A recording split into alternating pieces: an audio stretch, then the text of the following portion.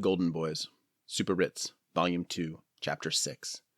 One thing I'm not sure I fully appreciated in my new role as the Phoenix Pictures story editor was my unchallenged status as the company's golden boy. I was hardworking and enthusiastic, clear-eyed and optimistic, and willing to do almost anything to keep myself in my boss's good graces. Need an overnight read on an 800-page novel? I'm there. Need notes on the latest draft before lunch? I got you. If there was a challenging task no one else wanted to take on, I was willing. It made me invaluable. But if there's anything we all know about Hollywood, it's that there is always a younger crop of golden boys waiting in the wings, ready to swoop in and loot with their youthful vigor whatever resources you've left unguarded. For my next move at Phoenix Pictures, you could say I let the fox into the henhouse. But in the UFC octagon that is the Hollywood executive suite, if you can't fend off an attack from the next wave of Hollywood comers, you're doomed anyway. One of my final acts before moving off of Mike's desk and into an office of my own on the second floor below him was to hire a Peter Stark intern for the impending summer. The Peter Stark program was a graduate-level course of study at USC designed to train students as professional creative producers in Hollywood. Starkies, as the graduate students were known around town, had a reputation for being smart, ambitious, and bound for success thanks in part to the strong network of industry connections the Stark program cultivated. Larry Terman, the charming producer of The Graduate, and head of the Peter Stark program at the time, had come to Mike's office in my final days and gotten Mike to commit to hiring one Starkie for the summer. Terman then gave Mike and I 2 resumes of potential students, and Mike told me to just choose one to hire. I don't remember the second intern, but the first was a tall Scottish kid named Nick Osborne. He came in for an interview and sat across from me in my vestibule, nervously tugging at his trousers, as he shared his ambitions for his life as a producer in Hollywood. He then sent me a thicket of material, his thesis project and various coverage samples, that sat on my desk unread for weeks, like an accusation. I wanted to make a responsible choice, do the research on these 2 interns, but I just couldn't be bothered. When Nick called me to follow up, he told me that he had just been offered a job at another company, but really wanted to work at Phoenix Pictures instead. Terrified that the other guy might have already been hired too, and I might have already killed Mike's commitment to Larry Terman, I hired Nick on the spot. He would start at Phoenix as soon as the semester ended. The decision at least relieved me of the burden of having to read his materials, and I dumped them in the trash as I finally moved my operation to the second floor. Nick's first day at Phoenix Pictures was not an atypical Monday for yours truly. Over the weekend, I had flown to Louisville to attend the wedding of Thomas and Shannon Cushing. Thomas and Shannon were the very first friends I made in L.A. Thomas's mom had been a senior agent at William Morris when I was there, and a valuable port in the storm. Thomas was following in her footsteps, starting his own career as an agent at Innovative. Their wedding felt like the first celebration of the new life I'd made for myself on the West Coast, and I treated it with a commensurate degree of deference. That is to say, I got thoroughly and utterly destroyed. My inebriation was then exponentially multiplied by an ill-considered pull off the 72-inch graphics bong one of Thomas's college friends brought with him to the wedding. This was clearly before 9/11, when you could still smuggle a blatant weapon of mass destruction through airport security. The pot hit me so hard I stumbled into the wedding's after-party in a state of complete and total paranoid psychosis. In fact, when we got to the intended Louisville club, Connections, I decided I could not go in, and then convinced myself I had somehow forced the entire wedding party to not go in either. We all stumbled to a pool hall across the street, which I also then deemed unsafe. I snuck out and wandered the streets of downtown Louisville begging strangers for directions home. I couldn't sleep at all when I got back to my hotel room, and when dawn broke, I called the airline, booked myself on the next flight out, and fled. This would become a pattern for me, and frankly, a right I still reserve myself under almost any circumstance. Nick, you can always flee. By the time Osborne was scheduled to arrive at Phoenix, a full 24 hours later, my psychosis had abated, but I was still suffering a tenuous grasp on reality. At about 9:45 a.m., determined to make something of myself, I sat down at my desk and literally rolled up my sleeves to get to work. We actually all wore suits and ties in those early days of Phoenix. But when I looked down at my now bare arms, I saw a giant bruise, about the size of a football, spreading from the inside of my forearm almost all the way up to my armpit. I had no idea what it was or how it got there, and naturally, I started freaking out. I assumed I was bleeding internally and probably about to die. The thought was enough to trigger my body's fight or flight response, and I began to faint. I immediately lay down on my office floor, on my back, and put my arms over my face, and sweat right through all my clothes, and prayed no one would find me there. Seconds later, Osborne politely tapped on my door and let himself in. I can't imagine how it must feel to show up to your first day at work to find your erstwhile boss so hungover and strung out, he's gone fully supine. I would like to think Osborne felt something akin to Mark Lynn Baker's character as he slowly fell in love with his dilapidated charge, Peter O'Toole, in My Favorite Year. Indeed, it was the kind of start to a relationship that either deteriorates immediately or becomes the stuff of legend. I'd like to think my friendship with Nick falls solidly into the latter category. As was his wont back then, and frankly still is, just visit his house on a Saturday night, Nick immediately tried to make me feel more comfortable, fetching me a water and helping me back into a sitting position. I regained my bearings, and like every fuck-up peppering my wake, pretended it just hadn't happened. I showed Nick the ropes. Osborne's presence at Phoenix Pictures immediately injected a new energy into the company. It wasn't just his British accent. He was Scottish, but from a fancy family of landed gentry. It wasn't just his youth, or his classic good looks, or his intelligence or ambitions. I think what set Osborne apart from the rest of us was that he was a true believer. While Marcia, Diane, and Mike had seen enough of Hollywood to treat every new challenge or opportunity with a grain of salt, and Christy was still new enough to be fighting for her life, and me, I was mostly mystified and bemused, Nick had the zeal of the convert, a conviction that if we hired the right writers and wrote the best notes and developed the best screenplays, we would make art as impactful and important as any that had ever emerged from the Hollywood dream machine. I don't know where Osborne's faith originated. Perhaps it was just his genetic makeup. But in my mind, he had come from the elite graduate program and clearly knew things I did not. I treated his perspective with a kind of cautious and curious respect. Perhaps I could learn something from him. I don't remember every detail of Osborne's trajectory through Phoenix. He wasn't there very long. His brief time, though, was marked by a steady erosion of the territory I controlled, as resident Golden Boy. He was the Golden Boy now, and I regularly ceded without battle, influence and control to my junior hire. I don't want to paint Nick as some kind of Machiavellian psycho, though maybe he is, because the truth is, I didn't have a lot of faith in myself, and I was in awe of Nick's determination and persistence. While he returned to the grindstone again and again, I was more inclined to revert to a refrain from Saul Bellows' Augie March. Either this stuff comes easy, or it doesn't come at all. Also, to be fair, I had more on my plate than I could reasonably manage. Phoenix in its first year probably acquired 20 projects that needed writers, directors, development, and stars. While almost none of those projects actually ever got made, that didn't mean we didn't work hard on them. We bought John Hockenberry's life rights, the paraplegic reporter for NPR. We developed a movie about the theft of the Mona Lisa. We hired Cinco Paul to write a heist film inspired by the Ealing comedies about a band of female jewel thieves called Ladyfingers. We did a contemporary adaptation of Louis Malle's Elevator to the Gallows, a romantic comedy starring Jenna Elfman about the goddess Venus becoming human, a World War II thriller about the hunt for Nazi technology, and on and on and on. It was more work than a single creative executive could handle, and by the time Osborne's internship came to a close, he had earned Mike Medavoy's trust and respect and was immediately offered a job. At that point, Nick was given his own desk across from me in my office, and he and I sat down and officially divvied up the projects, assigning ourselves as junior executives on each one. We were, thereafter, equals. I can't say I was not a little bit uncomfortable with the situation, but what could I do? Osborne regularly outperformed me in every category. It's not like we were in open conflict with each other, but he was always somehow bringing home the goods or finding himself in the right place at the right time. Amongst the projects we had in development, none was more high-profile than Terrence Malick's The Thin Red Line.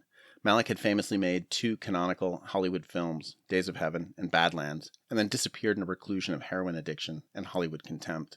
Mike, somehow, was bringing him back. Malick had written a dense and confusing 200-page script about the Battle of Guadalcanal in the Pacific Theater during World War II. I tried to make sense of it a couple times, but it was largely gibberish to me. All the characters just jumbled together, and I could never find a compelling narrative through line. Somehow, though, Osborne was able to attack the project with his characteristic zeal, offering Mike and Malick a comprehensive set of notes on how to make the script better. I doubt Malick even read them. He never watched the full film until the night before its premiere. Still, Nick became the de facto junior exec on Phoenix's Jewel in the Crown. I was vaguely jealous, but how could I protest? I had never seen any of Malick's films to begin with, and I didn't get his latest screenplay at all. To be honest, I wasn't wild about the finished film. Osborne also somehow found himself in the middle of what would become one of our higher-profile spec script purchases, Blood Relative, a thriller about a boy who discovers his real father is in fact a powerful mobster. It was written by Peter and David Griffiths and produced by Juliet Blake. They were all Brits, and somehow Nick was part of their cabal. At least that's how it seemed to me. Once we bought the screenplay for something like $400,000, it became a major priority for the company. Rightly or wrongly, I never felt it was my place to get involved. To Osborne's credit, though, he never tried to pinch me out, and he always solicited my opinion, and I believe valued my more cynical assessment of the prospects for anything we had going on. I love Blood Relative, but it's still sitting on a shelf somewhere with $5 million in development costs against it and a script no better than the spec we originally acquired. Another reason I was not villainously jealous of Osborne was that I was having an interesting adventure of my own. I was pretty deeply involved in the production of At Pupil, an adaptation of Stephen King's short story that would mark Bryan Singer's follow-up to his debut hit, The Usual Suspects. We bought it in turnaround from New Line, and it went right into production ahead of all the things we've been developing. It's funny, I would learn, this is foreshadowing by the way, how difficult it is to predict which movies will happen quickest. I was instrumental in bringing in the action-adventure script Vertical Limit by Robert King, creator of The Good Wife, for which Phoenix paid $1 million, putting itself officially on the list of big-time buyers. We would ultimately make a very different version of the movie for Sony that Martin Campbell would direct. I was working closely with Paul Verhoeven on a paranoid thriller about satanic ritual abuse inspired by the McMartin daycare case. We had, at the time, 3 overall talent deals with Nick Nolte, Sean Penn, and Gabriel Byrne. They all had offices in our building and would make the occasional appearance on site to put in some FaceTime with Mike and lobby for their various projects. I was unofficially the executive in charge of our deal with Sean Penn. I say this because every time Mike had a meeting with Sean, he brought me into it. What a crazy honor. I sat in rapt awe as they traded stories from the early years, and Mike and I both watched as Sean wolfed down double-doubles from In-N-Out, never once pausing to extinguish his cigarette. One of the early highlights of my Hollywood career was when I passed Sean on the stairs of our office building and screwed up the gumption to croak out a weak, "Hi, Sean." And he immediately growled back cheerily, "Hey, Nick."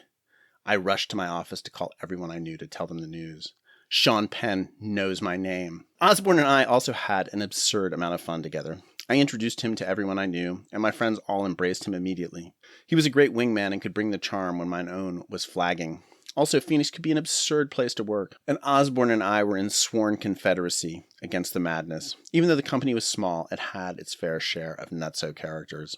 There was Sean's producing partner who, when we were struggling to acquire the rights to a William Saroyan novel, famously declared in his own posh Brit accent, Bill Saroyan? Well, I'll just give him a call."